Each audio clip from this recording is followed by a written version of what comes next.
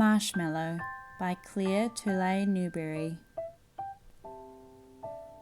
Oliver was a grey cat with tabby markings who lived in an apartment. Many a cat has to catch his dinner before he can eat it, but Oliver was lucky. When he was hungry, all he had to do was mention the fact to Miss Tilly, and she would open the refrigerator and get out his liver or chopped beef. Peace and quiet was what he wanted. As Oliver never went out, he did not know that the world was full of other animals. The only mice in his life were grey flannel ones wrapped with catnip, and the nearest thing to a rabbit he had ever seen was a stuffed plush Easter bunny. But Oliver did not care. Peace and quiet was what he wanted, and his meals on time. Life, however, cannot always be like that. One day Miss Tilly called him from the kitchen. "Pro," replied Oliver, and he hurried over, expecting to find his dinner. Instead, Miss Tilly was smiling at something she held in her two cupped hands. It was small and white and furry. "What do you think of this, Oliver?" she said. "Its name is Marshmallow." She held the furry thing to her cheek for a moment, then set it on the floor. It had tall ears, pink eyes, a wiggly nose and twitchy whiskers. And it was alive. Oliver was appalled. He took one wild look at the creature, then squinched his eyes tight shut. "Oliver, what is the matter with you?" cried Miss Tilly. "Don't tell me you're afraid of a little tiny baby bunny." But Oliver was afraid. He was too frightened even to run away, but crouched in a corner, opening and closing his eyes, as if it actually hurt them to look at a rabbit. As for Marshmallow, he was a very unhappy little bunny. All he wanted was to be at home again with his nice, warm, furry mother.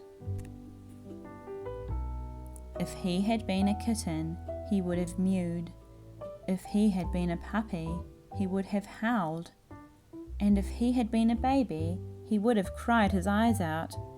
But being a bunny, he just sat still and felt sad.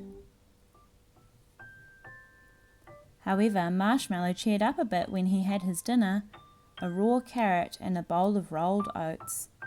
The bowl said D-O-G, dog, on it, for the shop did not have any dishes with R-A-B-B-I-T, rabbit, or B-U-N-N-Y, bunny, on them. But as Marshmallow could not read, this did not much matter. He ate the green carrot top first, for he was thirsty. Then he munched part of the carrot. After that he tried the rolled oats, eating with little quick nibbles, crunch, crunch, crunch. When he had finished eating, he hopped into the bowl and took a nap. That night, Marshmallow slept in the bathroom on a bed made out of a folded towel. It was not the same as having a soft furry mother to cuddle against. Still, he did not cry. Nor did he yowl for his breakfast the next morning. "If only you were nice and quiet like that, Oliver," yawned Miss Tilly when Oliver woke her with frantic scratchings and meowings at her bedroom door. Miss Tilly warmed some chopped beef for him, gave Marshmallow another carrot, and made herself some coffee and toast. Then she sat down at her typewriter and wrote, "A poem in praise of rabbits. A bunny is a quiet pet. A bunny is the best thing yet. A bunny never makes a sound. A bunny's nice to have around. Puppies whimper, bark and growl. Kittens mew and tomcats yowl. Birdies twitter, chirp and tweet. Moo cows moo and lambkins bleat. Some creatures bellow, others bray. Some hoot or honk or yap or neigh. Most creatures make annoying noises, even little girls and boyses. A bunny, though, is never heard. He simply never says a word. A bunny's a delightful habit. No home's complete without a rabbit. That morning, Oliver felt much braver. He hardly squinched his eyes at all when he looked at the bunny now, and by afternoon he was watching Marshmallow with an expression that would have terrified an older and wiser rabbit. Marshmallow, however, was like a tiny new baby that scarcely noticed what went on. He ate when he was hungry, and the rest of the time he slept with his paws tucked up under him to keep them warm. Oliver began creeping toward the sleeping bunny, his eyes glaring wickedly. But just as he got ready to spring, Miss Tilly cried, "Oliver, don't you dare hurt that bunny!" Oliver sat up, blinking innocently. "This just isn't going to work out," Miss Tilly told herself sadly. "Cats have always hunted rabbits, and I suppose they always will." She put Oliver in the other room, and after that she did not let him come near Marshmallow. Marshmallow began to notice more. Soon, Marshmallow began lolloping about the apartment, sniffing things and then tasting them, and nearly everything seemed to taste pretty good. He nibbled the rugs, working very hard in one place until he had gnawed a little bare spot before moving on. He stood on his hind legs and yanked books out of the bookcase. He chewed the chair and table legs, and every time Miss Tilly sat down for a moment, he came hopping up cheerfully to untie her shoelaces. He was a very busy little bunny.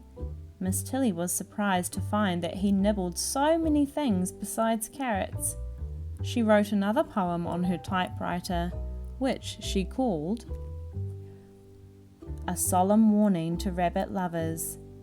A bunny nibbles all day long. A bunny doesn't think it's wrong.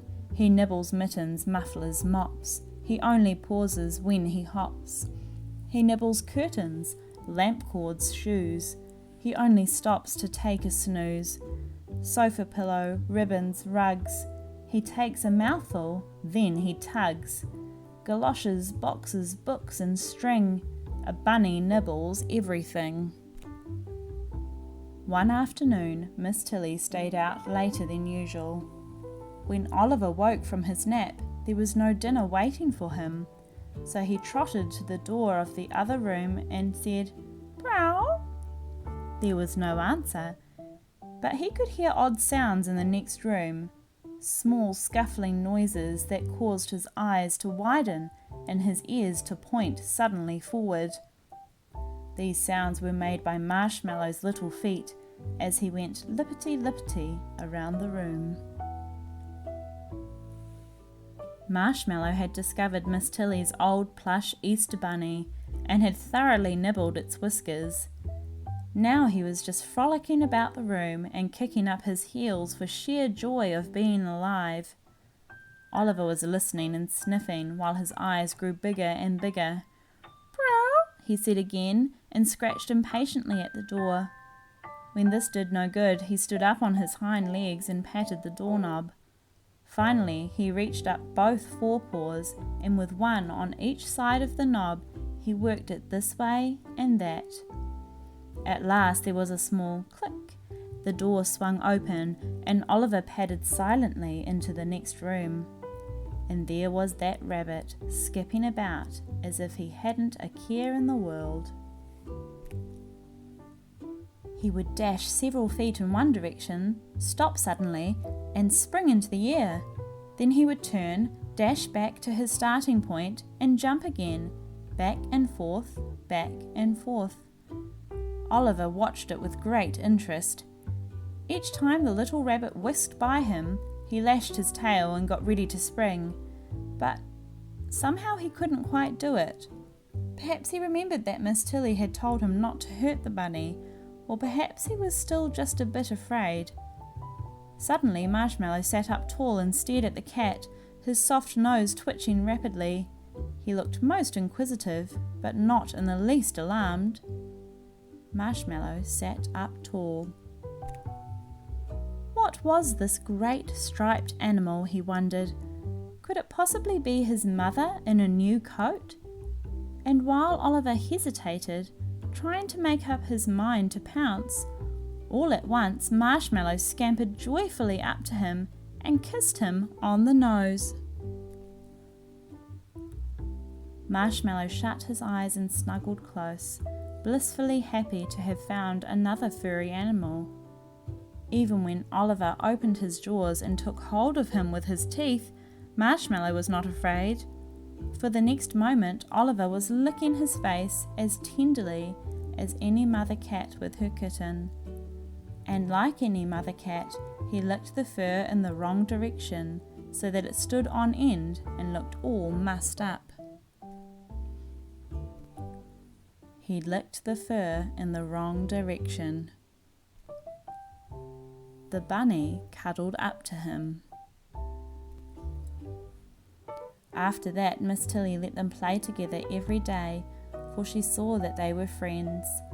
They romped like two kittens, and wherever the cat went, Marshmallow followed, lippity-lippity, right at his heels. And whenever Oliver lay down to take a nap, the bunny cuddled up to him as close as he could get. Oliver forgot that he had ever thought of Marshmallow as a strange animal to be pounced upon. He adopted the little bunny and brought him up as his own kitten. And although Oliver never said so, I cannot help thinking that in time he came to agree with Miss Tilly that a bunny's a delightful habit, no home's complete without a rabbit. Brighten your home with a bunny. He's fat, he's frisky, he's funny. He's soft, he's downy, he's cute, he's clowny. Oh, brighten your home with a bunny.